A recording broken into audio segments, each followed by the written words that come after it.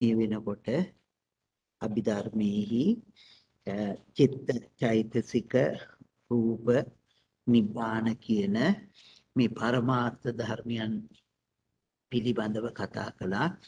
ඒ පරමාර්ථ ධර්ම එකිනෙකට සම්බන්ධ කරමිනොත් අපි ඒ ධර්මතාවයන් පිළිබඳව කතා කළා. ඒ නිසා සිත, ඒ වගේම චෛතසික, ඒ වගේම ඒ සියලු දෑ එකතුව, ඒ වගේම රූපත්, චිත්තචෛතසික රූප නිබ්බාන මේ සියල්ල එකතුවත් කරුණු කාරණා බොහොමයක් කතා කළා. දැන් මේ හතරම එකතු කරමින් කතා කරගෙන යන තැනට ඇවිදිලා තියෙනවා. ඒ නිසා අපි දැන් සමුච්ඡේ සංග්‍රහයේ කතා කරමින් යන්නේ ඒකේ අකුසල ධර්මතාවයන් කතා කළා. ඒ වගේම ඊනානතුරු අපි කතා කළා අකුසලත් කුසලත් මේ සියල්ල මිශ්‍ර වුණ මිශ්‍රක ධර්මතාවයන්. ඊළඟට සම්පූර්ණ කුසලය පිළිබඳව, ඒ කියන්නේ සත්‍තිස් බෝධිපාක්ෂික ධර්මයන් පිළිබඳව කතා කරන්න පටන් ගත්තා. ඉතින් සත්‍තිස් බෝධිපාක්ෂික ධර්ම යටතේ අපි සතර සතිපට්ඨානය කතා කරන්නේ. ඒ සතර සතිපට්ඨානේ කායානුපස්සනා, වේදනානුපස්සනා, චිත්තානුපස්සනා, ධම්මානුපස්සනා කියන මේ අනුපස්සනා හතර අපි කතා කරගෙන යනවා. දැන් අනුපස්සනා හතරෙන් කායානුපස්සනාව අපි කතා කළා කමඨහන් 14ක් තියෙන විදිහට. ඒ වගේම වේදනානුපස්සනාවත් වේදනා 9 එහෙම නැත්නම් එක කමඨහනක් හැටියට අපි කතා කළා. ඊළඟට චිත්තානුපස්සනාව සිතේ බෙදීම් 16ක් පිළිබඳව කතා කරමින් එක අනුපස්සනාවක් එක කමඨහනක් හැටියට කතා කළා. ඊළඟට අපි ධම්මානුපස්සනාවේ නීවරණ ගැන, ස්කන්ධ ගැන, ඒ වගේම ආයතන පිළිබඳව, ඊළඟට බොජ්ජංග ධර්ම. මේ කතා කරගෙන ආවේ බොජ්ජංග ධර්මයන්. ඉතින් අන්තිම බොජ්ජංග ධර්මයක් අපි කතා කළා. ඉතින් මේ බොජ්ජංග ධර්මයන් පිළිබඳව මේ විදිහට අපි ඒවැ සියලු තතු විස්තර කරමින් කතා කළේ සත්‍ය බෝධිපාක්ෂික ධර්මවල බොජ්ජංග කොටසකුත් තියෙනවා, සත්ත බොජ්ජංග කියලා. ඒ නිසා සතිපට්ඨානයේ මේ බොජ්ජංග ධර්මතා කතා කරලා අවසන් වෙනකොට අපි බොජ්ජංග ධර්මතාවයන් කතා කරලා අවසන් වෙනවා. නිසා සතර සතිපට්ඨානියත් එක්කම සත්‍තිස් බෝධිපාක්ෂික ධර්මවල මේ හතරත් අතන හතකුත් කතා කරලා අවසන්. ඒක මතක ඇති. ඉතින් අපි බොජ්ජංග ධර්මවල අන්තිම බොජ්ජංගේ කතා කළා. අපි බොජ්ජංග ධර්ම ටික අපිට මතකයි. සති, ධම්මවිචේ, විරිය, ප්‍රීති, පස්සද්ධි, සමාධි, උපේක්ඛා. මේ බොජ්ජංග ධර්මයන් ගැන බුදුරජාණන් වහන්සේ දේශනා කළේ බොජ්ජංග ධර්මතාවයන් තමන් තුළ නැතිවහම නැති කියලා දැනගන්නවා. නැති බොජ්ජංගය ඇති වෙනකොට ඇති කියලා දැනගන්නවා. බොජ්ජංගයේ තියෙනකොට බොජ්ජංගයේ තියෙනවයි කියලා දැනගන්නවා. තියෙන බොජ්ජංගය දියුණු කරගන්නවා, සම්පූර්ණත්වයට පත් කරගන්නවා. මේක තමයි බොජ්ජංග ධර්මයන් පිළිබඳව අපි කතා කරගන්නට යෙදුනේ. එතකොට මේ විදිහට අපි මේ බොජ්ජංග ධර්මතාවයන් පිළිබඳව කතා කළා හැම එකක්ම. එතකොට ඒ බොජ්ජංග ධර්මවල ආකාරයන් ධර්මයන් පිළිබඳව කතා කරමින් ඒ බොජ්ජංග ධර්ම හතම මෙතන විස්තර වෙන්නේ එක මේ කමඨහනක් හැටියට. එතකොට බොජ්ජංග ධර්ම හතම දේශනා කළා ඉවර වෙලා තමයි බුදුරජාණන් වහන්සේ ඒ ධර්මතාවයන් පිළිබඳව කොහොමද දකින්න ඕනේ කියලා බුදුහාඳුරන් වහන්සේ දේශනා කරන්නේ. අර අපි දන්නවා හැම කමඨහනක් අවසානයේදීම මේ බුදුරජාණන් වහන්සේ කමඨහන අවසන් කරන්නේ මේ ඉති අජ්ජත්තං වා ධම්මේ ධම්මානුපස්සී විහෙරති බහිද්ධා වා ධම්මේසු ධම්මානුපස්සී විහෙරති අජ්ජත්ත බහිද්ධා වා ධම්මේසු ධම්මානුපස්සී විහෙරති සමුදය අජ්ජත් සමුදය ධම්මානුපස්සීවා ධම්මේසු විහෙරති අත්ති ධම්මාතිවා පනස්ස සති පච්චුපට්ඨිතා හෝති යාවදේව ඥානමත්තාය පතිස්සති මත්තාය අනිශ්චිතෝච විහෙරති නචකින්චි ලෝකේ උපාදීයති. මෙන්න මේ කරුණු ටික දේශනා කරලා ඉවර වෙනකොට එක කමඨහනක් සම්පූර්ණ වෙනවා. ඉතින් බොජ්ජංග ධර්ම හතම දේශනා කළා. බුදුරජාණන් වහන්සේ දේශනා කරන්නේ මේක අජ්ජත්ව බලන්ට බහිද්දව බලන්ට. ඊළඟට මේ ඇතිවීම දකිමින් බලන්ට නැතිවීම දැකමින් බලන්න. බොජ්ජංග ධර්මතාවවලම ඇතිවීම නැතිවීම මෙතන දකින ආකාරය බුදුරජාණන් වහන්සේ බොජ්ජංග ධර්ම තුලම දේශනා කරන්නට යෙදුණා. ඒ ටික අපි සාකච්ඡා කළා. ඒක තමයි නැති බොජ්ජංගයේ ඇති වෙනවා දකිනවා. ඇති බොජ්ජංගයේ තියෙනවායි කියලා දකිනවා. බොජ්ජංගයේ නැතිකොට නැtei කියලා දකිනවා. නැති බොජ්ජංගයේ ඇති වෙනවා දකිනවා. තියෙනකොට තියෙනවා කියලා දකිනවා. තියෙන බොජ්ජංගයේ වැඩි දියුණු කරගන්නවා. ඒ ටික තමයි මේකේ තියෙන්නේ. එතකොට එතනම අපි බොජ්ජංග ධර්මතාවයන්ගේ ඒ ස්වභාවය දකිනවා. ඉතින් මේ තුලම මේ බොජ්ජංග ධර්මතාවයන්ගේ අපිට විශේෂයෙන්ම වඩා ගන්න ඕනේ සතිය, ධම්මවිචය, වීර්යය. ඒ කරුණු තුන මත තමයි අනිත් ටික ඔක්කොම තියෙන්නේ. ඒක බුදුරජාණන් වහන්සේ හැම අනුපස්සනාවකටම පොදු කොට දේශනා කළා. ඉද බික්කවේ බික්කු කායේ කායානුපස්සී විහෙරති ආතාපි සම්පජානෝ සතිමා විනෙය්‍ය ලෝකේ අවිච්ඡා දෝමනස්සං කියලා. ආතාපි සම්පජානෝ සතිමා කියන කරුණු තුنين ඒ ටික බුදුහාඳුරන් වහන්සේ අපට දේශනා කරන්නට යෙදුණා. එතකොට ආතාපි සම්පජානෝ සතිමා නේද?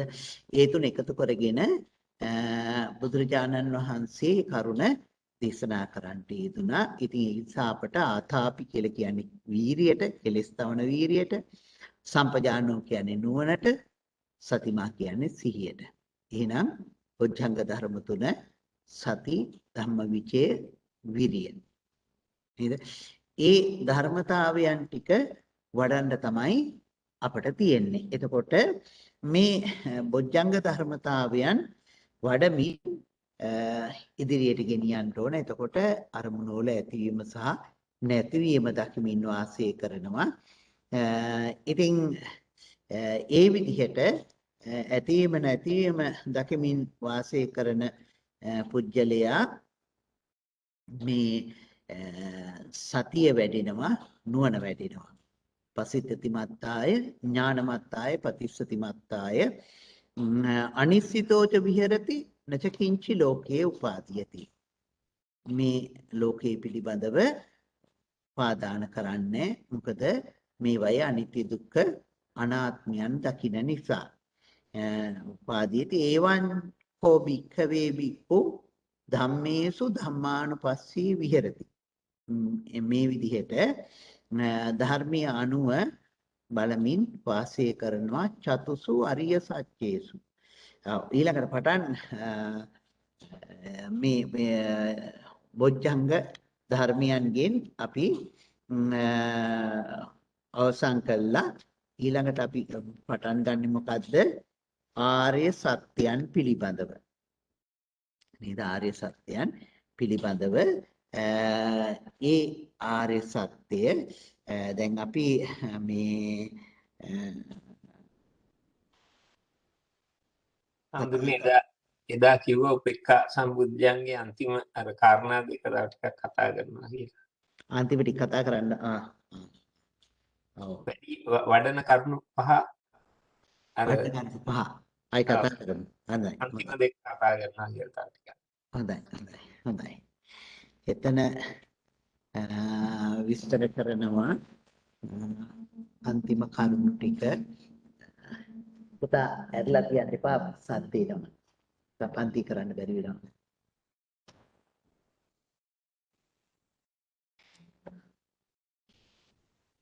එතකොට එහෙනම් අපි ආපහු එතෙන්ට යන්.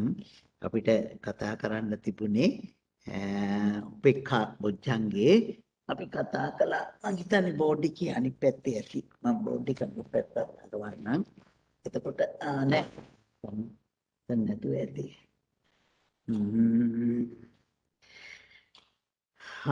බොජ්ජංග ධර්මයන් වැඩිවීමට හේතු වෙන කරුණු 5ක් තියෙනවා. නේද? බොජ්ජංග ධර්මයන් ඇති කරගන්නට අවශ්‍ය කරුණු 5ක්. පළවෙනි එක මොකක්ද අපි කිව්වේ? සත්තමජ්ජත්තා. මොකද? සත්තමජ්ජත්තා. සත්තමජ්ජත්තතා. සත්‍යයන් පිළිබඳව මධ්‍යස්තව කල්පනා කරන එක. නේද? සත්‍යයන් පිළිබඳව මධ්‍යස්තව කල්පනා කරන එක සත්ත මජ්ජත්තතාවය. නේද? සත්‍යයන් කෙරෙහි මධ්‍යස්ත ස්වභාවයෙන් කතා කරන එක සත්ත මජ්ජත්තතාවය. එතකොට මම හිතන්නේ අපි සත්ත යන් කෙරෙහි මේ කොහොමද මධ්‍යස්ත වෙන්නේ කියන එක මම හිතන්නේ ඉදා කතා කළා. මේ මම අර මේ ගැරන්ඩියාගේ උපමාවක් කිව්වනේ නේද? ගැරන්ඩියයි ගෙම්බයි ගැන සතුට පිළිබඳව මධ්‍යස්ත වෙන්න ඕනේ ආකාරය. එතකොට ඒ සත්‍යයන් පිළිබඳව අපේ මධ්‍යස්ථතාවයක් ඇති කර ගන්න ඕනේ. ඒ සැප දුක ආදී මේ කරුණු එහෙම නැතුව බුදුරජාණන් වහන්සේ මේ කරුණ පිළිබඳව කෙටියෙන් විස්තර කරනවා. ඒක දකින්ටයි කියලා මේ ඒ කරුණ මං හිතන්නේ දෙක කියන්නේ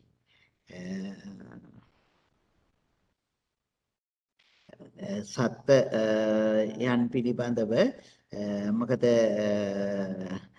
දුකටපත් වෙන සතුන් දැකලා ඒ විදිහට අපි දුකටපත් වුණා කියලා තේරුම් අරගෙන එතෙන්දී අපි ශෝකයටපත් නොවි ඉන්න නේද? සත්‍යයන් පිළිබඳව මධ්‍යස්තව වාසය කරන එක පිළිබඳව ඒ විදිහට සතුන් ගැන මධ්‍යස්ත භාවයෙන් යුක්තව කටයුතු කරන්නට එක මේ මොකද ඒ සත්තුන්ට සැප දුක ලැබිලා තියෙන්නේ මේ කර්මය අනුව. ඒ සත්ත්වයින්ගේ සැප දුක ඒ සත්ත්වයින්ට ලැබිලා තියෙන්නේ කර්මය අනුව කියලා දැනගෙන තේරුම් ගන්නකොට එතකොට ඒ සත්ත්වයින් කෙරෙහි අපේ වෙනසක් ඇති වෙන්න ඒක මම හිතන්නේ අර දේදාවිතක්ක සූත්‍රවලදී වගේ බුදුහාමුදුරන් වහන්සේ දේශනා කරන්නට යෙදුනා. දැන් උන්වහන්සේ අර විතර්ක පිළිබඳව සිහිපත් කරමින් ඒ විතර්ක කොටසකට බෙදාගෙන කාම විතර්ක ආදී විතර්කයන් පිළිබඳව ඒ විතර්කයන් ඉවත් කරන හැටි පිළිබඳව ඒ වගේම නික්කම්මාදී විතර්කයන් තුල ඇති කරගන්න විදිය. ඉතින් දැන් ඒ විලාවන් වලදී දැන් දේශ විතර්කයක් ඇති වෙන්නේ මේ ලොකු දේශයක් නෙමේ. සමහර ලාවට අර මුලින් කිව්වා වගේ සතෙක් තව සතෙක් මරනකොට එහෙම ඇති වෙන ශබ්දයකදී දර්ශනයකදී ඒ විලාවේදී ඒ පිළිබඳව ඒ සතුන් කෙරෙහිවත් එහෙම දේශයක් ඇති හෝ අමනාප සිතක් හෝ නැති නොකරගෙන මධ්‍යස්ථ භාවයටපත් වෙන්න ඕනේ. නේද? ඒක තමයි ඒ තැන්වලදී බුදුහාඳුරන් වහන්සේ කරුණවලදී විස්තර කරන්නේ. ඉතින් ඒ විදිහට ඒ සතුන් පිළිබඳව මධ්‍යස්ථ ස්වභාවයකට පත් වෙනවා. ඉතින් ඒ සත්‍යයන් ගැන මධ්‍යස්ථ ස්වභාවයකට පත් වෙනවා. එතකොට සත්ත මජ්ජත්තතා හිතන්නේ ඒක වැටහෙනවා ඇති. අවසරයි ස්වාමීන් වහන්සේ දැන් මේ தත්ත්වයට එනකොට සත්ව පුද්ගල සංඥාව නැති වෙලා තියෙන්නේ නැද්ද? උපේක්ඛාව මේතර ඥාන ඒක එහෙම තමයි. දැන් ඒ තමන් තුල මං කියවනේ දැන් මෙතෙන්ට යනකොට සංඛාරූපිකා ඥානියට එන්න ඕනයි කියලා. නමුත් අපි මේ හැම මොහොතෙම සංඛාරූපිකා ඥානිය තුල නැහෙනේ.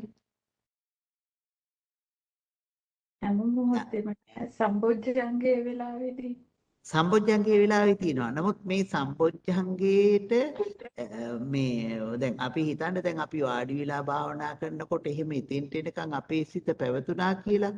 සමහර වෙලාවට අපි සතියෙන් නැතුව නැකිටලා නිකන් හිටියොත් එහෙම ඒ ඥානිය අපි ළඟ නැහැ. නේද? ඒ ඥානිය නැති අවස්ථාවේදී අපට සත්වයින් පිළිබඳව දකිනකොට අපේ සිත අර පැත්තකට යන්න පුළුවන් නේ. ඒ නිසා මේ මොහොතකදීවත් ඒ ඥානිය නොතිබුණු මොහොතකදීවත් නොයන්න ඕනේ. මොකද අපි මේ සාමාන්‍ය ලෝකේ ජීවත් වෙන්න වෙන්නේ. නේද? එහෙම තිබුණත් දැන් හාමුදුරුවෝ වශයෙන් ගත්තොත් දැන් අපි භාවනා කරනකොට නම් දැන් අපි මේ ආවාසයක් ඇතුළත ඒකේ බාහිර සද්දක් මුකුත්ම නැතුව ඒ තුල ඉන්නවා. නමුත් හිතන්න පින්ඩ පාතේ වඩින්න ඕනේ. අපි දානේ ටික මෙතෙන්ටම අරගෙන කවුරුකුත් නැතුව දානි ගන්නවා කියන තැන හිටියොත් අපිට ඒක එන්නේ නැහැ. අපි ඒ වෙලාවේදී පින්ඩ පාතේ වඩිනවා නම් කෙනෙක් ගමට වඩින්න ඕනේ. ඒ ගමට වඩිනකොට ඒ සත්තුන් පිළිබඳවත් මධ්‍යස්ත වෙන්න පුළුවන් වෙන්න ඕනේ. එහෙම නැත්නම් අපේ මානසිකාරය නැති වෙලා යනවා. එහෙමයි. ඒක නිසා ඒක අර ඥාන අවස්ථාවේදී විතරක්ම නෙමෙයි අපට උපකාරී වෙන්නේ. මොකද ඒ එන සිතිවිලි ටික ඊට පස්සේ අපි ආයෙ සකස් කරගන්න වෙනවා. නේද? එහෙම වඩින වෙලාවෙදිත් එතකොට මෙතන මේ තියෙන ස්කන්ධයන් විතරයි එහෙම කියලා හිතෙන්නේ නැතුව මේ මනුස්ස සත්ව පුද්ගල සංඥාවම පහළ වෙනවද නැත්නම් අර විදිහට හිතෙන්නේ නැද්ද? ඒ සත්පුජ්‍යල සංඥාවම මේ හැම මොහොතකදීම තියෙන්නේ නැහැ. සංඛාරූපික දැන් වාඩි වෙලා වඩාගෙන යනකොට සංඛාරූපිකා ඥානීය තුලට ඇවිදින්න තිබුණාට අනික් වෙලාවලුත් අපි සක්මනේදී අනික් වෙලාවලුත් අපි තුල පිහිටනවා. නමුත් අපි සතිය නැති වුණොත් එහෙම අය අපහු වැටෙනවා. එහෙමයි නැති වුණොත් වැටෙනවා. ඉතින් හැම මොහොතක්ම සතිය නැතුව ගියොත් පින්ඩ පාතේ වඩනකොට සතිය නැතුව ගියොත්. කැලේ ඉන්න සතුන් පොර කනකොට එකෙක් තව සතෙක් මරා ගන්නකොට සද්ද ඇහෙනකොට නේද? අනික දැන් හිතන්ට අමදිනවා. අමදින මොහොතේදී සංඛාරූපේක්ඛා ඥානෙ නොතිබ්බොත් අපට ඒ එන අවස්ථාවේ නේවල් වලදී අපි උපේක්ඛාවෙන්ට වෙනවා සත්වයින් පිළිබඳව. එහෙම ඒ මොහොතේදීත් උපේක්ඛාව වැඩුණොත් ඊළඟට අපි ආයේ වාඩි වුණායින් පස්සේ ඒ සංඛාරූපේක්ඛා ඥානයට බොහොම පහසුවෙන් යනවා. එහෙමයි සර්. එහෙම නැතුණාම යන්නේ ඒකයි අපි හැම තැනදීම මූලිකව භාවනා කරන්න පටන් අරගෙන යනකොට හැම තැනම සතිය තියාගන්න කියන්නේ.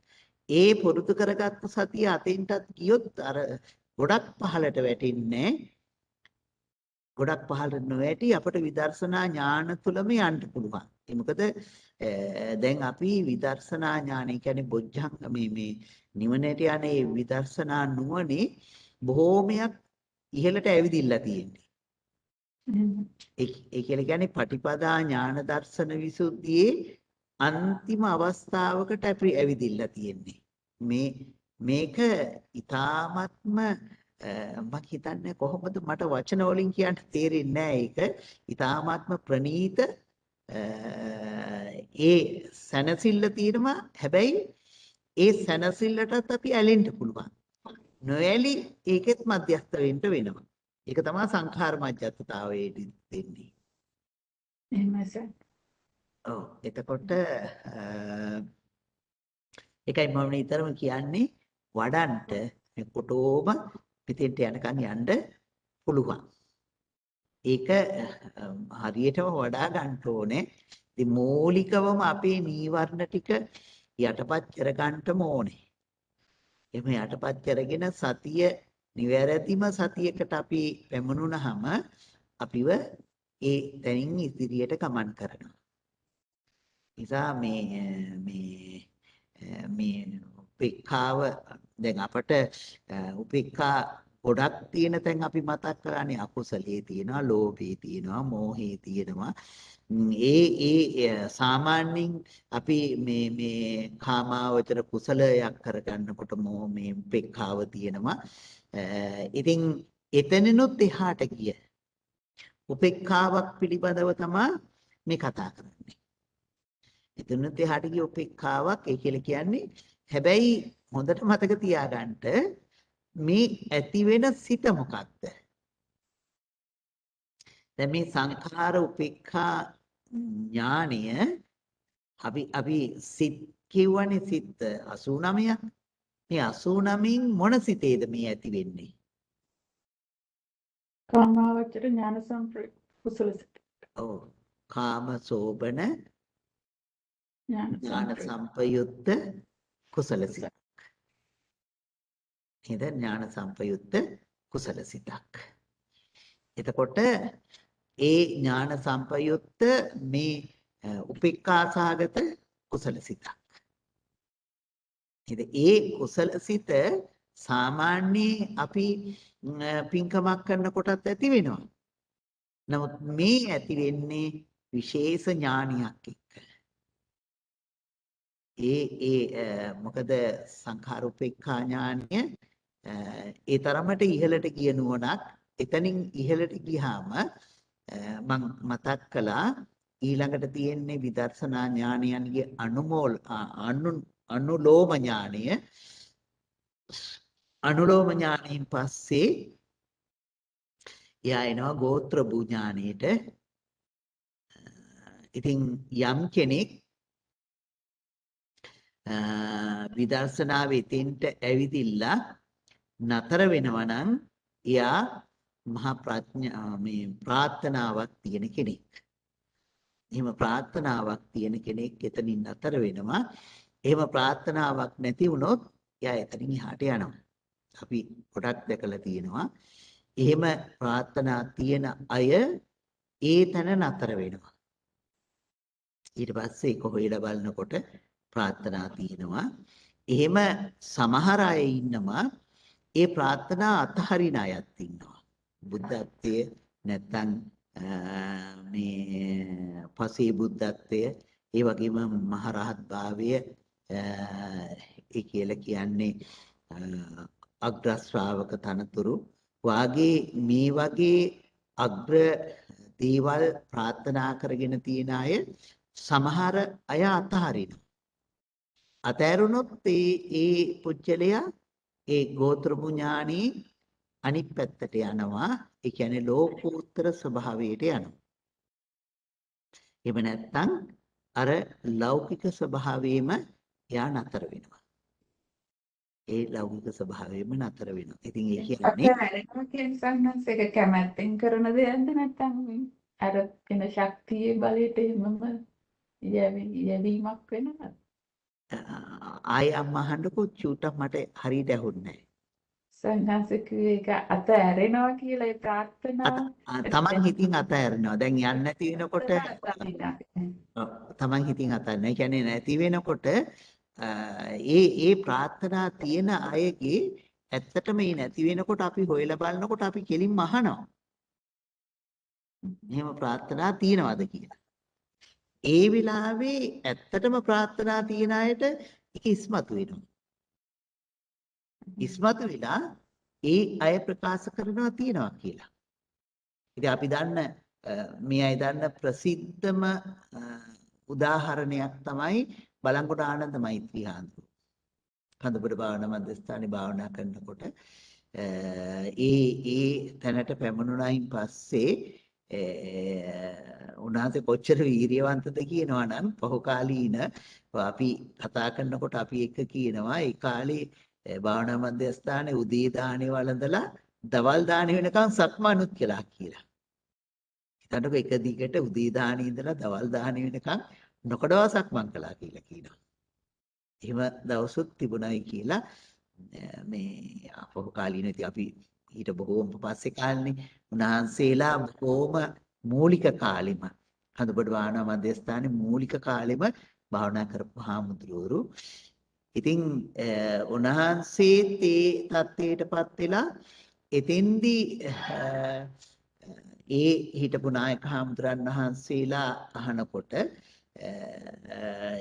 කියලා තියෙන්නේ මගේ මෙහෙම බුදු බව ප්‍රාර්ථනා කරනවා කියලා. මම හිතන්නේ ඒක ප්‍රසිද්ධ එකක් පොත්පත්වල ලියවිලා තියෙන බලංගොඩ ආනන්ද මෛත්‍රී මහානායක හාමුදුරන් වහන්සේගේ චරිතය ගැන ලියලා තියෙන තැන්වල මේ කතා කරගන්න දකින්න පුළුවන් තැනක් එතන.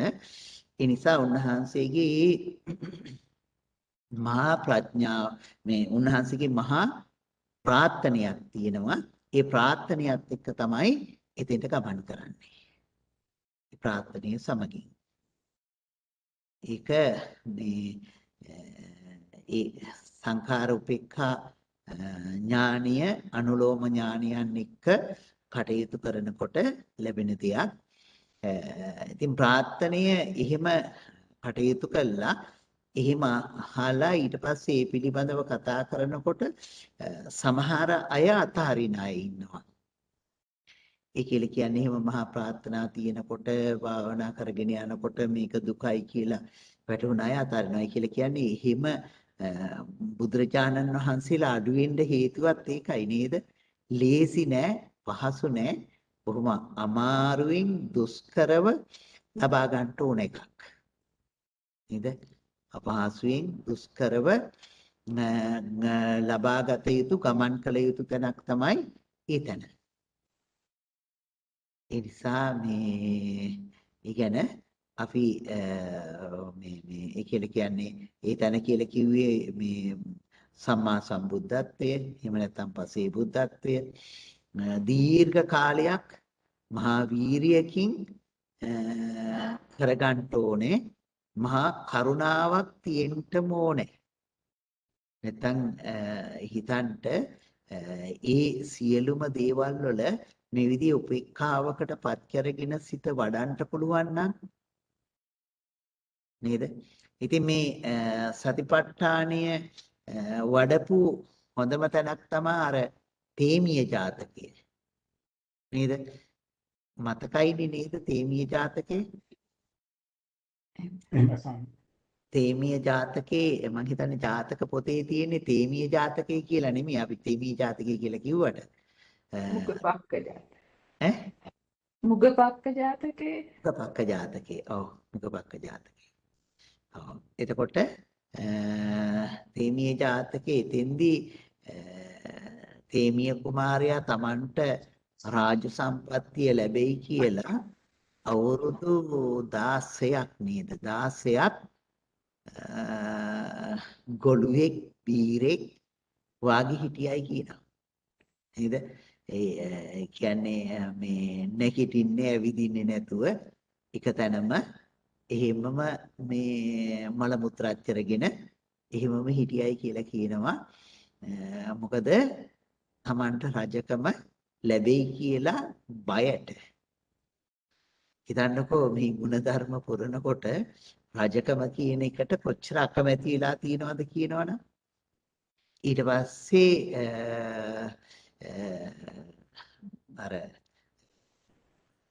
රජුරෝ මෙයාව වලලණ්ඩයි කියලා කියනවනේ කෙනහිල්ලා ඉතින් වලලනකොට වල කපන පුච්චිරියා ළඟට ඇවිදිලා කතා කරනකොට තමයි මේ මේ ජාතකයේ තමයි අපි අර පිරිත් පොතේ තියෙන මිත්තානිසංසයන් දේශනා කරන්නේ. මම හිතන්නේ මතක ඇති මම මේක ඉස්සෙල්ලා කියලා තියෙනවා. මිත්තානිසංස ධර්ම දේශනා කරන්නේ. මොකද මිත්‍රයෙක්ගේ මිතුරු බව රැකීමේ ආනිසංස එහෙම ආනිසංස දේශනා කළා මේ කුමාරයා තේමිය කුමාරයා කැලේට යනවා තපස් රකින්නවා කාලයකට පස්සේ පිය මහ රජුරවන්ට ආරංචි වෙනවා පුතා මෙහෙම ඉන්නවයි කියලා. ඊට පස්සේ මේ මහ කැලේට හොයාගෙන එනවා. එනකොට ඊ타ත්ම ප්‍රසන්න පුජ්‍යලයක් දකිනවා. ඉතින් ඒ ප්‍රසන්නව ඉන්නවා දැකලා මේ කතා බහ කළා. ඊට පස්සේ මේ පුතා තේමිය තාපසතුමා මේ කරකොල තඹපු වතුර දෙනවා. බොන්න ලුණුත් නැති ඒ කරකොල තඹපු වතුර එතකොට මේ සීනි පැණි රස වෙන්න දෙයක්වත් නැතිව ඒක රජ්ජුරුව පානය කරනකොට හරි අප්පිරියාවක් ඇති වෙනවා. ඉතින් ඒ වෙලාවේදී රජ්ජුරුව අහනවා ඔබ මේවා බීලා කොහොමද ඔච්චර ප්‍රසන්නව ජීවත් වෙන්නේ කියලා. එතකොට තමයි දේශනා කරන්නේ මේ ආහාර නිසා නෙමෙයි මේ මම අතීතේ ජීවත් වෙන්නේ නෑ අනාගතේ ජීවත් වෙන්නේ නෑ මම ජීවත් වෙන්නේ වර්තමානයේ කියලා. ඒ වර්තමානයේ ජීවත් වෙන නිසා තමයි මේ පැහැපත් භාවය කියලා කියනවා. එතකොට උන්වහන්සේලා වුණත් මේ වර්තමාන සිත වඩාගෙන යනකොට අපි යන්නේ කොතෙන්ටද සංඛාර උපේක්ඛා ඥානෙට. සංඛාර උපේක්ඛා ඥානෙ කරා ගමන් කරනවා. ඉතින් ඒ නිසා සත්වයින් පිළිබඳව මධ්‍යස්ත වෙන්න අවශ්‍ය වෙනවා. මොකද ඒ නුවණ රැක ගන්නට සංඛාර උපේක්ඛාව ආරක්ෂා කර ගන්නට වඩා ගන්නට ඒක උපකාරී වෙනවා. ඊළඟට සංඛාර මජ්ජත්තාවේ ඉස්සෙල්ලා සත්ත්‍ය මජ්ජත්තතාවේ දෙවෙනි එක සංඛාර මජ්ජත්තතාවේ. සංඛාර මජ්ජත්තතාවේ කියලා කිව්වේ වස්තුන් කෙරෙහි මධ්‍යස්ත වෙන එක. නේද? බාහිර වස්තුන් කෙරෙහි. ඒ බාහිර වස්තුන් කෙරෙහි අපේ මධ්‍යස්ත ස්වභාවයක් ඇති කර ගන්න ඕනේ. එහෙම නැත්නම් ඒ ඥානය රැකගෙන යන්නට ඥානය වඩා ගන්නට මේ උදව්ව නැති වෙලා යනවා. ඒවා පිළිබඳව ඇලීම තිබුණ නිසා. නිසා බාහිර වස්තුන් පිළිබඳව කැඩිලා බිඳිලා යන මේ බාහිර වස්තුන් කැඩී බිඳී යන්නේවා ලෙස දැකලා ඒවා පිළිබඳව මධ්‍යස්ත වෙන්න පුළුවන් වෙන්න ඕනේ. එතකොට ඒක හැඳින්වුවා මොකද්ද? සංඛාර මජ්ජත්තතාවය. ඊළඟට සත්ත්‍ය සංඛාර කේලායන පුජ්‍යල පරිවර්ජ්‍යතාවය. නේද? එතකොට සත්ත්‍ය සංඛාර සත්‍යයන් කෙරෙහි සංස්කාර ධර්මයන් කෙරෙහි ඇලිලා වාසය කරන අය පුජ්‍යලයන් කේලායන පරිවර්ජ්‍යතා දුරු කරගන්න එක. නේද? අපි දරුවෝ ඥාති ආදී වශයෙන් හිතවතුන් ආදී වශයෙන් අපි එලිලා වාසය කරනවා නම් එතකොට ඒක කෙලෙසියක් බවට පත් වෙනවා. කේලායනයක් බවට පත් වෙනවා. ඒ නිසා එතෙන්දී අපි ඒ උපේක්ෂාව ඇති කර ගන්න ඕනේ. නේද? සත්ත්‍ය සංඛාර කේලායන පුජ්‍යල පරිවර්ජ්‍යතාවේ. පරිවර්ජ්‍යතාවේ උපේක්ෂාව කියලා කියන්නේ එයාගෙන් දුර වෙලා ඉන්න. එහෙම නැති වුණොත් අර උපදවාගත්තු සංඛාර උපේක්ඛා ඥානියට හානියක් සිද්ධ වෙන්න පුළුවන්. ඒ ඇති කරගෙන යන සති සමාධිය කඩාගෙන වැටෙන්න පුළුවන්. නිසා තමයි අපි ගොඩාක් කතා කරන්න ඉපා මේ තුලම සිත පවත්වාගෙන යන්න කියන එක නිතර අවධාරණය කරන්නේ. ඒ නිසා තමයි ඉස්සර හාමුදුරන් වහන්සේලා පිණ්ඩපාතේ යන්ට ආරණ්‍යෙන් එළියට යනකොට කටට වතුර එකක් පුරව ගන්නවා කියන්නේ. ඒ මොකද කතා කරන්නට හරි වුණොත් එහෙම ඒ තැන්වලදී සතියට බාධක ඇති වෙයි කියලා. නිසා ආපසු පිණ්ඩපාතේ ගිහිල්ලා ආපසු අරණ්‍ය ඇතුළට යනකොට තමයි අර කටේ වතුර ටික බිමට හල්ලා යන්නේ. ඉතින් ඒ තරමටම පරිස්සම් කරගන්නවා මේ මධ්‍යස්ථතාවය ඇති කරගන්න. මොකද ලබාගත්තු මධ්‍යස්ථතාවය වඩා ගන්න ඕනේ. එහෙම නැති වෙනකොට ඒ පුච්චලිය ඇසුරු කරනකොට ඒ කරුණු නිසා ඒ ඇලීම නිසා අපේ ඒ ස්වභාවය නැති වෙන්න පුළුවන්. ඒ නිසා අපි හිත ඒ අවස්ථාවේදී බොහොම පරිස්සම් කරන්න ඕනේ. යෝගාවචරය පරිස්සම් වෙන්න ඕනේ. මොකද බාහිර වස්තුන් නිසා බාහිර පුච්චලෙයින් නිසා ඒවට ඇලිලා ඉන්න අය නිසා අපේ සංඛාර උපේක්ඛා ඥාණයට අපේ සතියට සමාධියට හානි වෙන්න පුළුවන්. නිසා අපි අපේ සති සමාධිය එහෙම වඩා ගන්න ඕන වෙනවා. ඒක දිගට පවත්වා ගන්නට අවශ්‍ය වෙනවා. එතකොට සත්ත්‍ය සංඛාර කේලායන පුජ්‍යල පරිවර්ජතා. ඊළඟට විස්තර කරන්නේ සත්ත්‍ය සංඛාර මජ්ජත් පුජ්‍යල සේවනතා. නේද? එතකොට අපි ඒ සිත රැකගෙන ඉදිරියට යන්න නම් අපි ඇසුරු කරන්නටත් ඕනේ. තනියම ඉන්නත් බෑනේ. නේද? ඇසුරු කළ යුත්තෝ ඉන්නවා. එහෙමනම් ඇසුරු කරන්න ඕනේ කවුද? අර විදිහේ මධ්‍යස්ථ භාවයට පත් වුණ අය. නේද? සමාජයේ භාවනාවක් නොකරන ඉන්න බොහෝ දෙනෙක් භාවනාවක් වඩන්නේ නැත්නම් එක්කෝ ධර්මයේ කියවන්නේ නැත්නම් ධර්මයේ වඩන්නේ නැත්නම් ගිහි විතරක් නෙමේ පැවිදි වුණත් එහෙම මධ්‍යස්ථ භාවයට මේ සේවනයේ නොකළ යුතු පුච්චලයෝ වෙනවා. ඒ මොකද ඒ අර ඇලීම් තුල වාසය කරන නිසා, ගැටීම් තුල වාසය කරන නිසා සත්‍ය සංඛාර ධර්මයන්ගේ මධ්‍යස්ථ ස්වභාවය තියෙන පුච්චලියෝ තමයි ඇසුරු කරන්නේ. එතකොට තමයි ඒ අපේ ඒ යථා ස්වභාවය අපට ඉදිරියට ගෙනියන්න පුළුවන් වෙන්නේ. ඒක සත්ත්‍ය සංඛාර මජ්ජත් පුජ්‍යල සේවනතා. එතකොට හතරයි. අනිත් එක තමයි තදදි මුත්තතාවය. එතකොට තදදි මුත්තතාවය. ඉතින් ගොඩාක් වෙලාවට භාවනා කරන කෙනෙක් අපි බාහිර අයක කතා කරලා ගෙදර දොර අයක ඇවිදින්න කතා කරන්න දෙන්නෙම නැහැ. මොකද ඒ අය ආපු ගමන් භාවනා මධ්‍යස්ථානයක නතර වෙලා ඉන්න කෙනෙක් බලන්න ඇවිදින්න කතා කරපු ගමන් ගෙදර තොරතුරුයි දරුවන්ගේ තොරතුරුයි සැපයි දුකයි ඔක්කොම කියන්න ගිය ගමන් අර තියෙන විදර්ශනා ඥාන ටික ඔක්කොම පහළටම වැටිලා යනවා. අමාරුවෙන් උපතවගත්තු දේ නැති වෙලා නැවතත් ආපසු කෙලිස් වලට ඇලෙනවා සමහර භාවනා කරන අය. ඒ නිසාම බඩු ටිකක් අරගෙන යනවා. නේද? මොකද අර කියන තොරතුරු ටිකත් එක්ක. ඒ තොරතුරු ටිකත් එක්ක මේ විදිහට වෙනවා. ඊළඟට තදදි මුත්තතාවේ. නේද?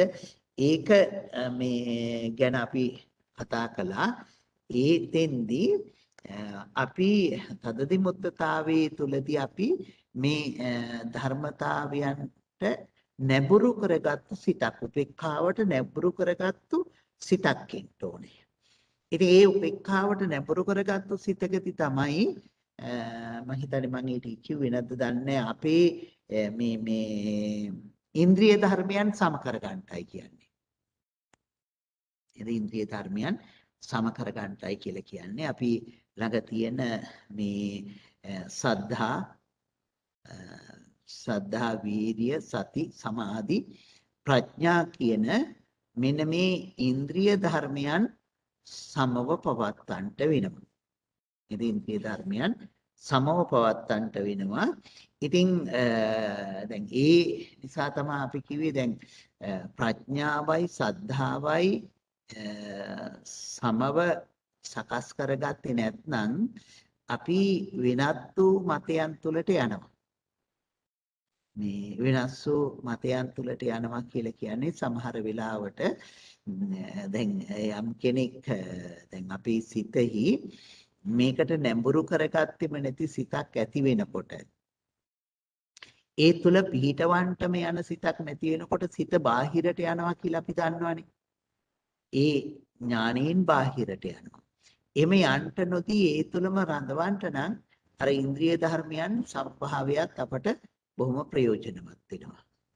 ඉතින් බාහිර කරුණු වශයෙන් සිහිපත් කරනකොට මං කිව්වේ අර කෙනෙකුට තර්ක කරන්න පුළුවන් දැන් මේ අපි මෙතන සත්‍යේ පුජ්‍යලයක් නැහැ. මොහොතක් ගානේ අපි ළඟ තියෙන්නේ ඇති වෙවි නැති වෙවි යන පංචස්කන්ධයක්. නේද? අපි කාටත් පේන්න තියෙන්නේ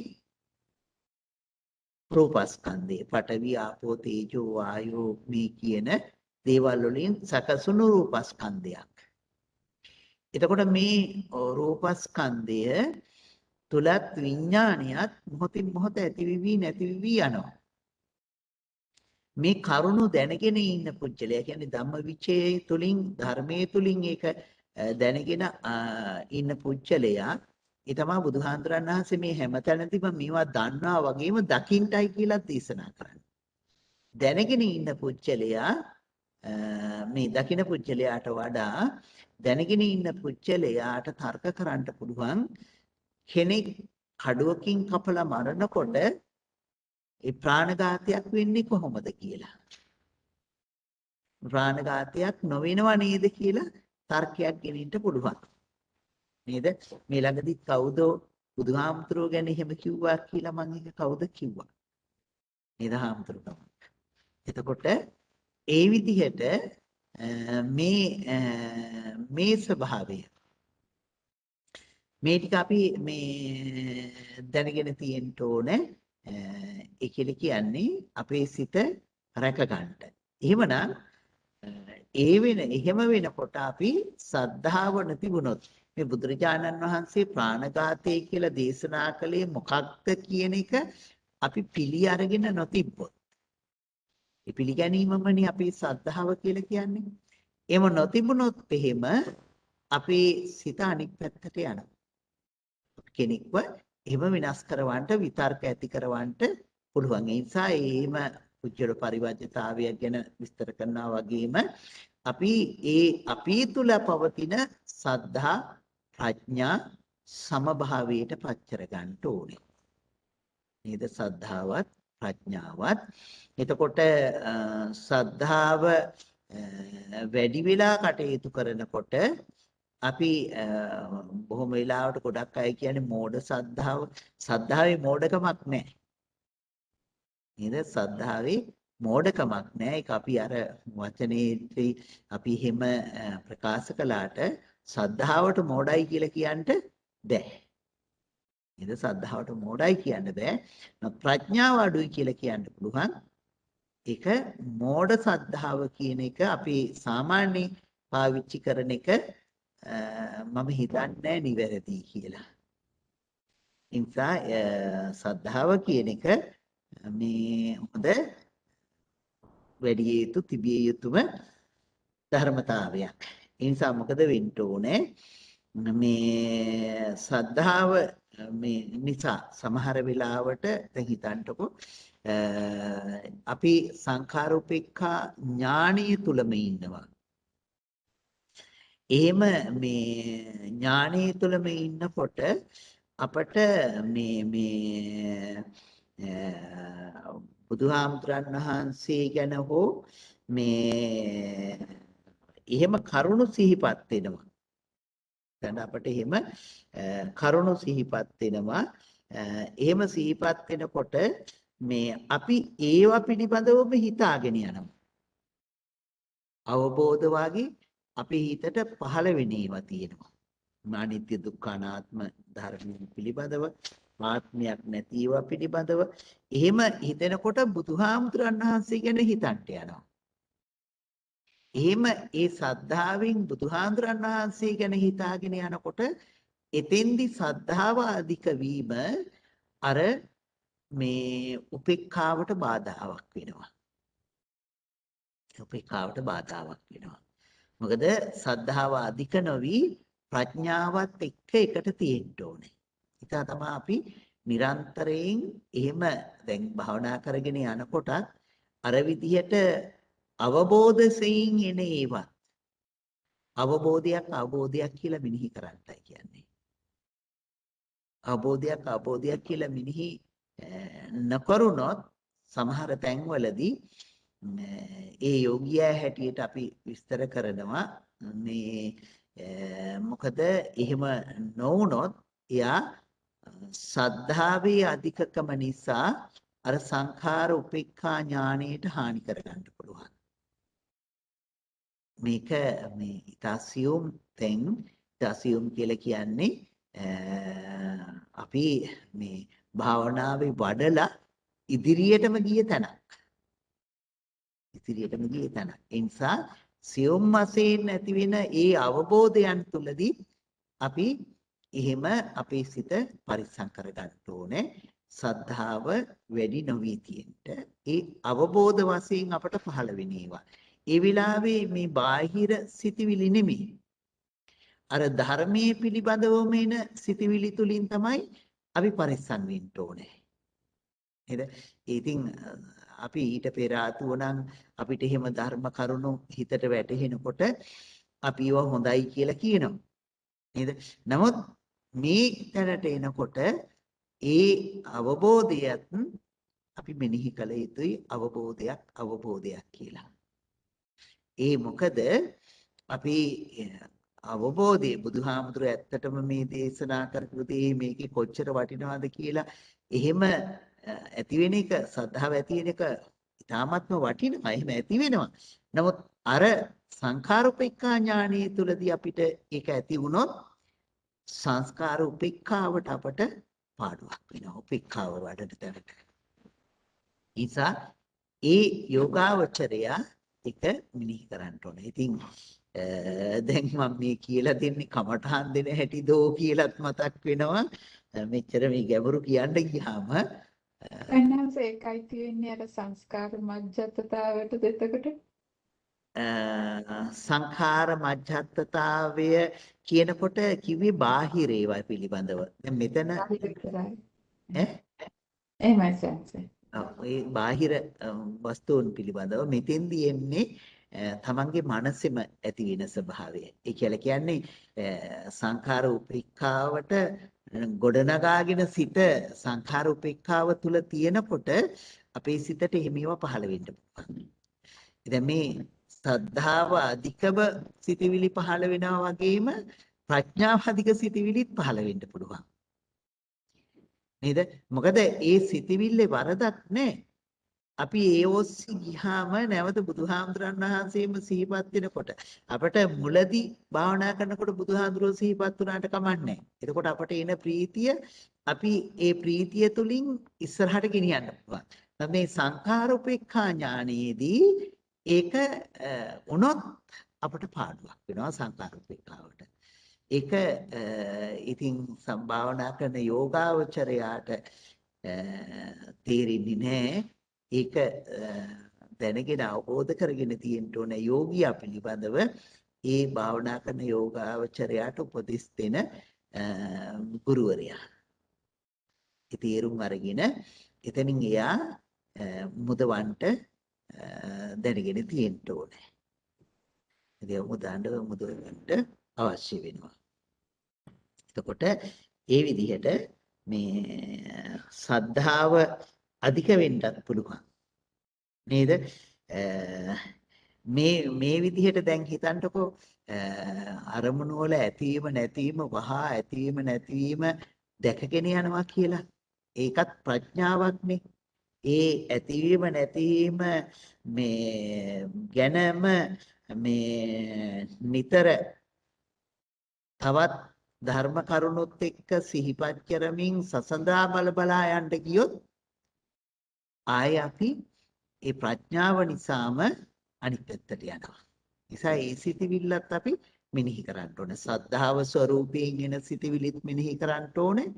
ප්‍රඥාව ස්වરૂපයෙන් ඇතිවෙන ඒවත් මෙනෙහි කරන්න ඕනේ.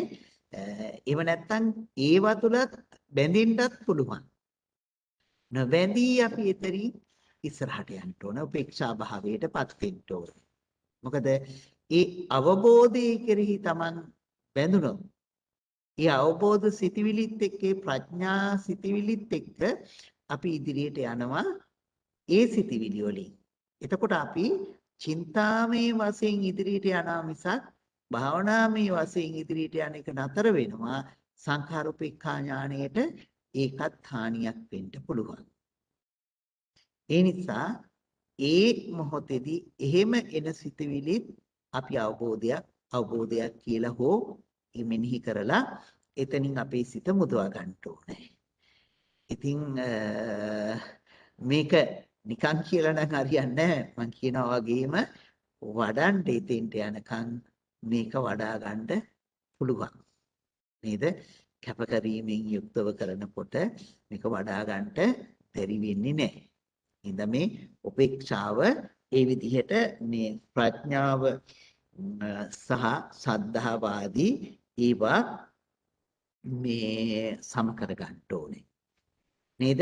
ඊළඟට වීරියත් නේද? වීරියත් අපි ඒ විදිහටම මේ වැඩි වෙන්න නොදී වීරිය අඩු වෙන්නත් නොදී වීරිය සමාධියත් එක්ක සම කර ගන්න. වීරිය සමාධියත් එක්ක සම කර ගන්න ඕනේ. අනිත් තැන් වලට වඩා මේ තැන හරි වැදගත්. මොකද මේ සංඛාර උපේක්ඛා ඥානෙ ඒ තරම් පරිස්සම් කර ගන්න ඕනේ තැනක්.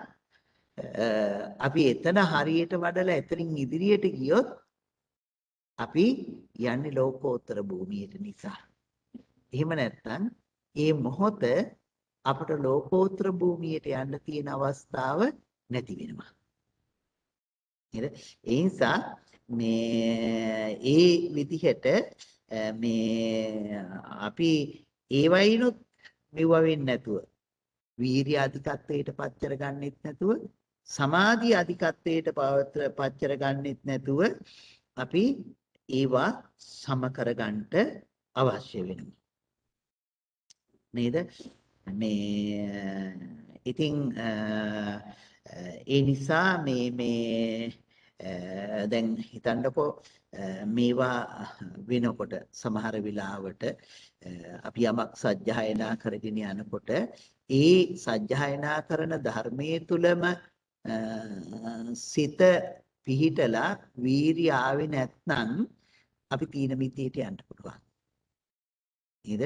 ඒ භාවනා මනසිකාරයේ තුලක් අපි ඒ තුලම සිත පිහිටවගෙන ඒකම යනකොට වීරිය හීන වුණොත් අපි තීන විද්‍යට යන්න පුළුවන්. නිසා ඒ තැන්වල ඒ කියලා කියන්නේ ඒවා මේ සියුම් වශයෙන් විස්තර වෙන තැන් මේ වීරිය සමාධිය සම කරගෙන ඉදිරියට ගෙනියන්න ඕනේ. දැන් වීරිය වැඩි වුණොත් අපි දන්නවා සිත විපිලිසර භාවයටපත් වෙනවා. සමාධිය අඩු වෙනකොට ඉතින් සමාධිය වැඩි වෙනකොටත් අපේ සිත වීරිය අඩු වෙලා අර විදිහේ තීන මිද්ද ආදී අවස්ථාවන් වලට යන්න පුළුවන් වෙනවා. සමාධිය නිසාම. ඉතින් ඒ තරමටම සියුම් වුණු සතියකුත් අපට අවශ්‍ය වෙනවා. එහෙම නැත්නම් සතිය නැති වුණොත් අර පැමිණෙන නීවරණ ධර්මයේ ඊ타ත්ම සියුම්ම ඇති වෙන නීවරණ ධර්මයේ විශාල වෙලා අපි එතනින් බැහැරට යනවා. නීවරණ ධර්මයන් තුල ඇතුළට වැටෙනවා. ඒ නිසා ඒ මොහොතේදී ඒ තරමටම සියුම් වුණු සතියකුත් අපට අවශ්‍ය වෙනවා. ඒ සතිය අඩු නොවී තියා ගන්නටත් ඕන වෙනවා. අරමුණ නිවැරදිව හඳුනා ගන්න පුළුවන් වෙන්න ඕනේ.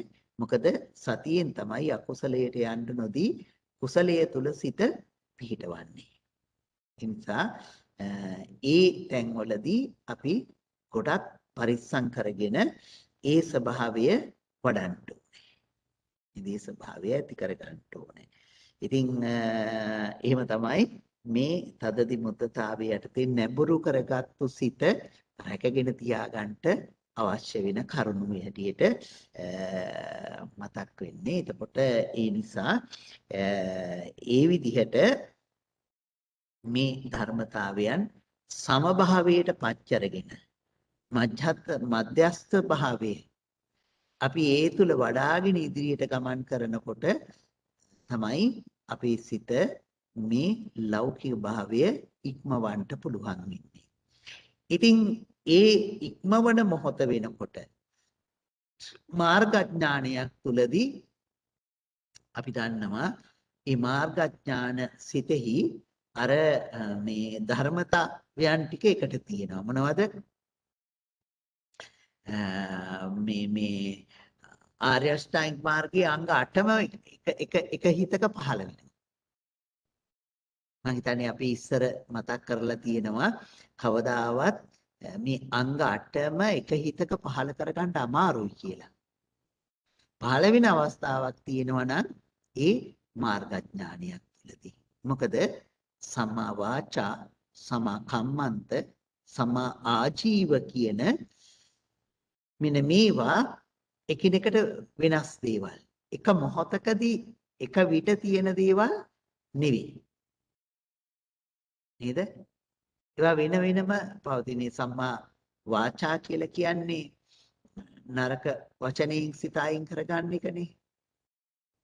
නේද? සම්මා කම්මන්තේ කියලා කියන්නේ නරක ක්‍රියාවලියන්ගෙන් සිත අයින් කරගන්න එක. එතකොට මේ දෙක එකපාරේ දෙන්නේ නැහැ. මාර්ගඥාන සිතෙහි මේවා එකපාරේ දෙනවා. නිසා ඒ හැමතැනටම අවශ්‍ය කරන මොකද්ද තියෙන්න ඕනේ?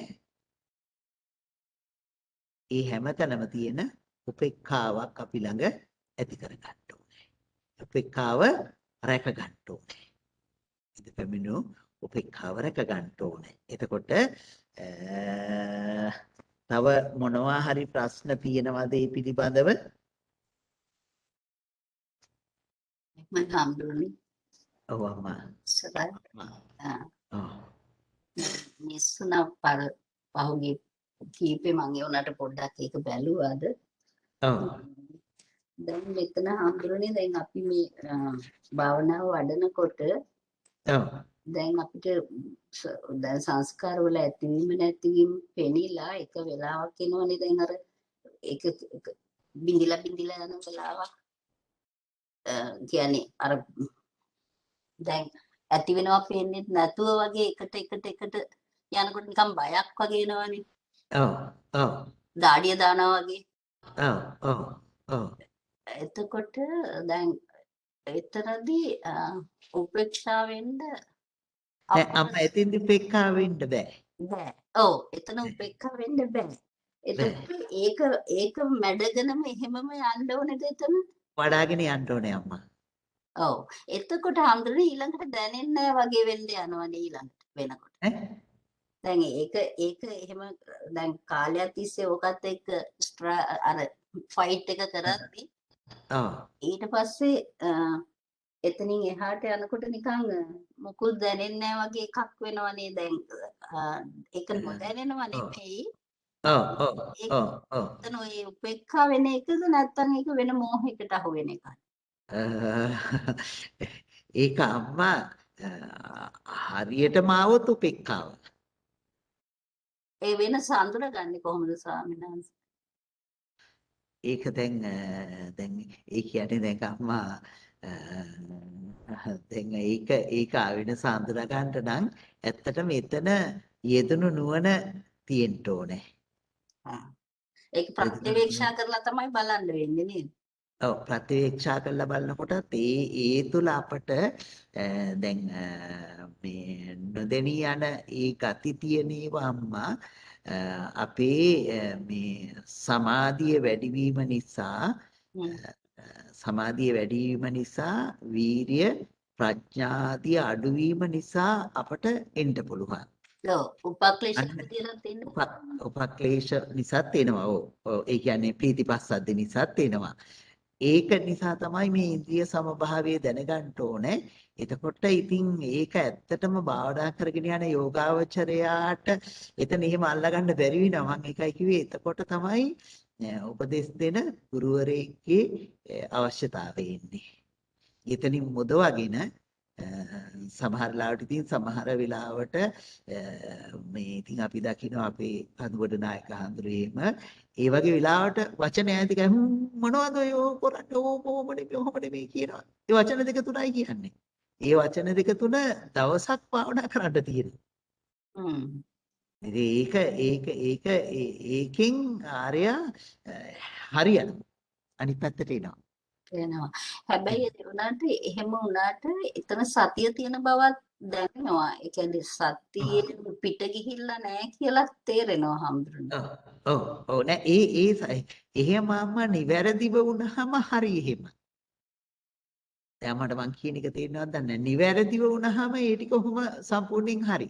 යනවා. යනවා. එහෙම නැතුව අර ඉන්ද්‍රිය ධර්මතාවයන්ගේ වෙනස නිසා මම ওই පැත්ත කතා කළේ නෑ මම දැන් මෙතෙන්දී අනික බාහිරේ ටිකක් කතා කළේ මොකද එහෙම ගොඩ දෙනකොට නොවුණු තැන්වලදී ඒ වගේ දේවල් මම ඒකයි කිව්වේ මම මේ දැන් මේ කියලා දෙන්න හදන්නේ කමටහන් දෙන විදියද නැත්නම් මේ සංකාරූපේක්ඛා ඥානෙ විස්තර කරනකොට කියලා. ඉතින් ඒක තමයි එතෙන්දී වෙන්න ඕනේ. ඒ මොහොත මේ ප්‍රඥාවෙන් යුක්තව එන අවස්ථාව සති එහෙම එකට එකතු වෙලා නොදෙනී යන තැනකදී එන්නේ අම්මා නියම විදර්ශනා ඥානෙ එනවා. විදර්ශනා. ඉතින් අපි එක අරමුණක් නොදෙනී ගියාට තව අරමුණක් මෙනෙහි කරන්න දෙන්නේ නැහැ. එයා හරියට ඒ නුවණට ඇවිදිලා නැත්තම්. සාමාන්‍යයෙන් දැන් අපි කිව්වොත් එහෙම බොහොම යෝගාවචරයින්ගේ උද්‍යප්ප භංග ආදී ඥානයන්ට පැමිණෙනකොට අරමුණ වල නැතිවීම දැනගෙන යනවනේ. ඒ නැතිවීම දැනගෙන යන මොහොතට කිට්ටු වෙනකන් අපි පිම්බීම හැකිලින් වාගේ නැත්තම් ආස්වාස ප්‍රස්වාස හරි අරමුණු නොදෙනී යනවා කියලා කිව්වත් අපි ඊට වෙනත් අරමුණක් නොදී ඉන්නවා. ඔව් ඒක අර මට තේරෙනවා මම කියන්න හදන එක. එහෙමයි හම්බ. මොකද ඒක හැංගෙන්න පුළුවන් නේ අර හැංගෙන්න පුළුවන්. හිත නිකන් මේ මොකක්ද ඒකට කියන්නේ කම්මැලිකමට වගේ වුණාම ඔව් හිත මේ අහුවෙන්නේ නැතුවේ පස්සද්ධිය ආදී නිසා මේ ඥානිය නැතුව නිකන් යන්න පුළුවන්. නිකන් යන්න පුළුවන්. ඒකින්ද ඒව බලක්වන්න ඕනේ. ඒ නිසා නැවත නැවත අපි මෙනෙහි කරනවා. ඒක මේ මම හිතන්නේ අර අපි කිව්වේ අර රත්තරන් උණු කරනකොට අර ගානට ගින්දර දාන්න ඕනේ ආය ගානට අර ඒක මැනුව කරගෙන යන්න ඕනේ නේද? ඒක හරි පැත්තට හරව අවශ්‍ය විදියට අරන් යන්න ඕනේ. ඒක ඉතින් ඒ තැන්වලදී මේ ගුරුවරයෙක්ගේ අවශ්‍යතාවය හොඳටම අවශ්‍ය වෙනවා. මොකද ඒ සියුම් තැනක් තමන්ගේ හිත පවත්න්නේ ඒ සියුම් තැනදී අපි ඒ සියුම් තැනේ නිවැරදි භාවය නැති කර ගන්න පුළුවන් නැත්තම්. අර අනිත් පැති වලට වැටෙන්න පුළුවන්. ඒ තැන් වලදී එන ඔය අවබෝධ ඒවා මේවා එක කොච්චර රැවටෙනවද කියලා අපි දකිනවා. කොච්චර රැවටෙනවද කියලා දකිනවා.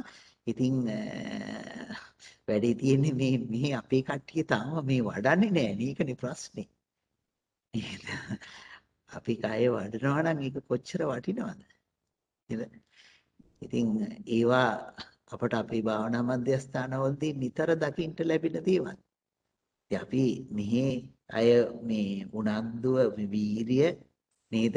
ඒවා අතහැරීමේ ශක්තිය Taman තුළ ඇති කරගෙන වැඩුවොත් ඇත්තෙම මේවා වඩන්න පුළුවන් දේවල්. මෙතෙන්ට යනකම් සියුම දකින්නත් පුළුවන් දේවල්. මං හිතන්නේ අම්මට තේරෙනවා මම මොකද්ද කියන්න හදන්නේ කියලා. එහෙමයි. ඔව්. ඒ නිසා මේ කරුණු ටික මං හිතන්නේ අති විශේෂ කරුණු ටිකක් මේ සංකාරුප්පේක්ඛා ඥානියත් එක්ක තියෙන ඒවා. මං හිතන්නේ ඉතින් මේ ඇත්තටම අපි මේ වඩලා මෙතන බලාගන්නෝ. ඒක තමයි මට කියන්න තියෙන එකම උපදේශය. වඩලා මෙතෙන්ට ගිහින් බලාගන්නෝ. එතකොට අපට අපේ සිතේ ඒ ස්වභාවය දැක ගන්න පුළුවන් වෙනවා. මේ ධර්මයේ විසුතුරු භාවය ධර්ම ශක්තිය කොච්චරද කියලා. නේද? ඒක ඇති කරගන්න පුළුවන්කමක් තියෙනවා. ඒ නිසා ඉතින් අනිවාර්යයෙන්ම අපි වඩන්නම ඕනේ.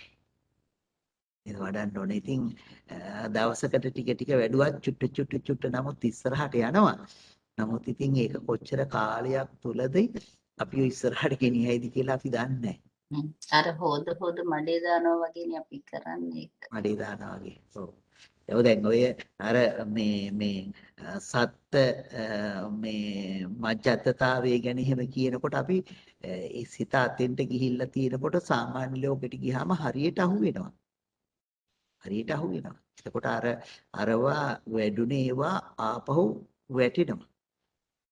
ඒ වුණාට ස්වාමීන් වහන්සේ දැන් එක තැනකට ආවට පස්සේ නම් ඒවා අර ආපහු ලෝකෙට ගියාට ඇතුලෙන් ඒක දුවනවා නේද? එහෙම තියනවා ඔව් අම්මා එහෙම වෙන්න නම් අම්මා ඒක තමයි අම්මා මේ දැන් ඉන්ද්‍රිය බල කියලා කියන්නේ. ඉන්ද්‍රිය බල වෙලා තියෙන්න ඕනේ වගේ වෙන්න. එහෙම වෙන්න. හ්ම්. ඉන්ද්‍රිය විතරක් තියෙනකොට අපි හරි ඉක්මනට වෙනවා. මොකද අපි වඩා ගන්නකොටම තියෙන ඉන්ද්‍රිය විතරයි. විතරයි. ඒක වඩනකොට තමයි අර අපි මේ බලයක් නොසෙල්ලෙන තත්වයකට එන්න පුළුවන් වෙන්නේ. ඒක හදා ගන්න පුළුවන් වෙන්නේ. මොකද දැන් ওই පස්සද්ධිය එහෙම ඕනි වෙලාවක දකින්න පුළුවන් වගේනේ. දැන් ඒක අර අපි පුරුදු කරාට පස්සේ ඔව්. ඕනි තැනක අර ඕනේ අවස්ථාවක ඒක දිහා බලන්න පුළුවන්කම එනවනේ. එනවා. ඔව්. ඒක පුරුදු කිරීමේම ශක්තිය. බලයක් බවට පත් කර ගැනීමේ ශක්තිය. අපි ඒක ඇති කර ගන්න ඕනේ. ඉතින් ඔව්. දැන් පුළුල් වශයෙන් කිව්වොත් අෂ්ටලෝක ධර්මයෙන්ට කම්පා නොයනවා කියන්නේ සත්ත්‍ය මජ්ජතාවයයි සංකාර මජ්ජතාවයයි කියන එක හරිද? හරිය මහත්තයා. ඒක හරි ඒක මේ එහෙමම හරි තමා මේ ඒකෙදි හැබැයි ඉතින් දැන් ඊළඟට අපට ඒ පිළිබඳව පුජ්‍යලිය හම්බ වෙනවා නම් එයයි පරිවර්ජ්‍යතාවය. නේද? නැත්තම් අපි නිතර ඒකට වැටෙනවා. නේද? අපි අෂ්ටලෝක ධර්මයේ දකින්න ඕනේ, තේරුම් ගන්න ඕනේ. හොඳ එකක් මහත්තයා කිව්වේ අපි සරල කෙටි වචනයකින් කියනවා නම් අෂ්ටලෝක ධර්මයේ කම්පා නොවන තැන. නේද? බොහොම සරලවම අපිට කියන්න පුළුවන්.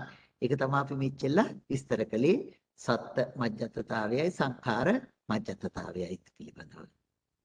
අෂ්ටලෝක ධර්මයේහි කම්පා නොවී තියෙන එක. බොහොම හොඳ අදහසක් මතක් කළේ මහත්තයා. හොඳයි. ඒකේ තෙන්දී එහෙම මධ්‍යස්ථ භාවයට පත් කරගෙන තියාගන්න ඕනේ. ඊළඟට ඒක විදර්ශනා ඥානයක් වශයෙන් අපි තුල ඇති වෙන්න ඕනේ. විදර්ශනා ඥානයක් වශයෙන්. නිසා මේ පිළිබඳව අපි මේ හරියටම මේ වඩා ගන්න උත්සාහ කරමු.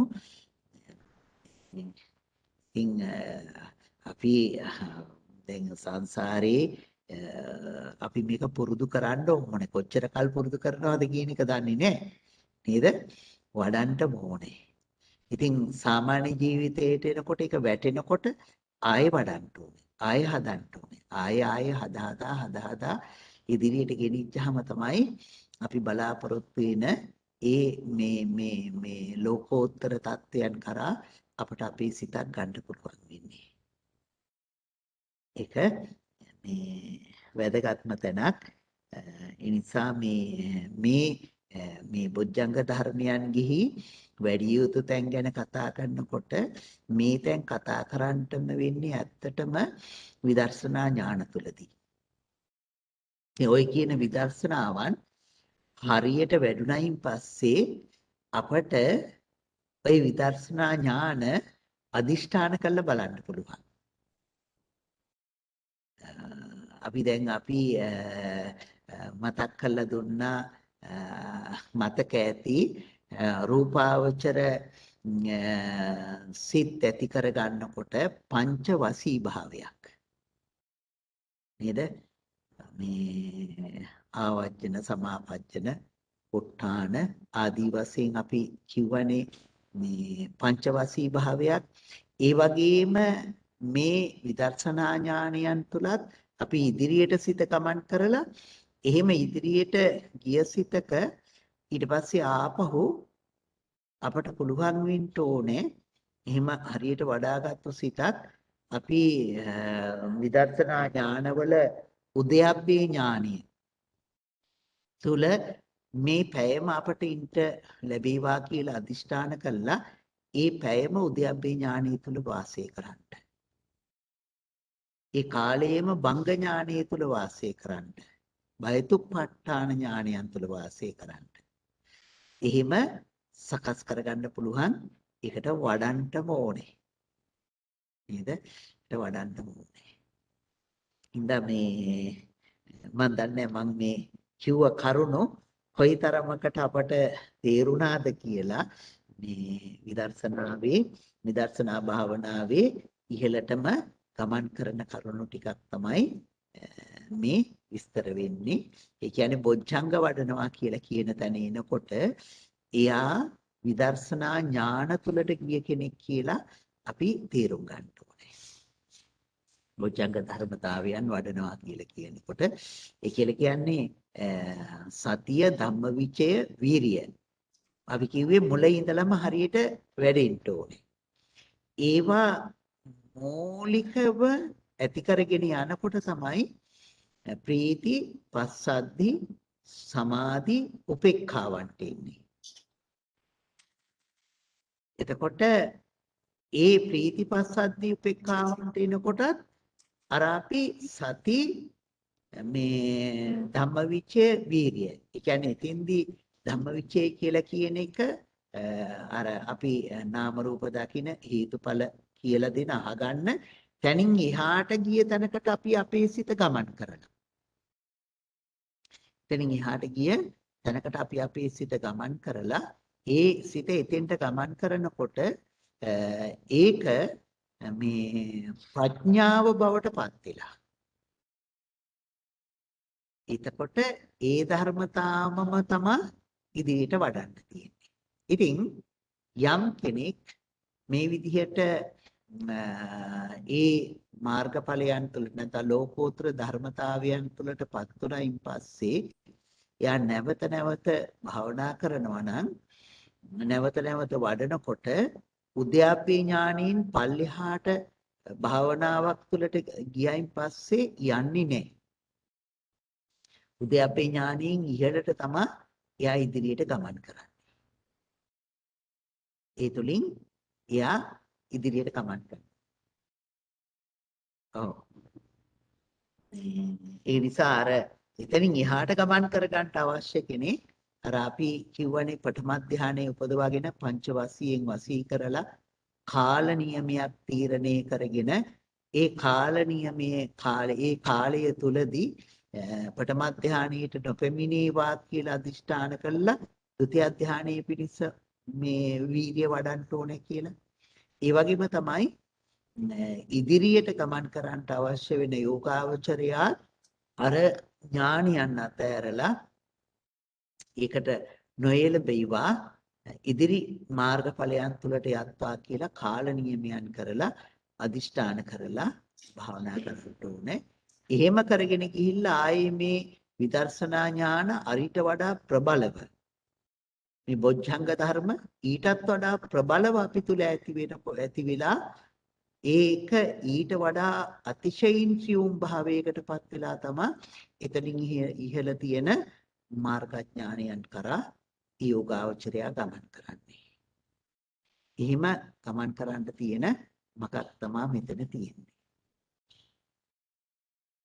මම හිතන්නේ ටිකක් හෝ මේ මොකද්ද මේ කියන්නේ කියන එක වැටහෙන්න ඇති. ඉතින් ඒ වැටහීමත් එක්ක මේක වඩන්ට කරන්ට ඉතින් ඒ බොජ්ජංග ධර්මයන් වැඩිම තුලින් අපි අනිසිතෝත් විහෙරති නචකින්චි ලෝකේ උපාදීයති භාවයටපත් වෙනවා. නේද? එම කමඨහනකම තියෙන විදිහට නාම රූප හේතුඵල අනිත්‍ය දුක්ඛ අනාත්ම මේ ලක්ෂණත්‍රයේ තුල සිත පිහිටවමින් නචකින්චි ලෝකේ උපාදීයති මේ ලෝකේ උපාදානියන්ගෙන් තොර වුණ පුච්චලයක් බවට පත් වෙනවා. මොකුත් තියනවාද උපේක්ඛාව පිළිබඳව තවත් අපට කතා කරන්නට?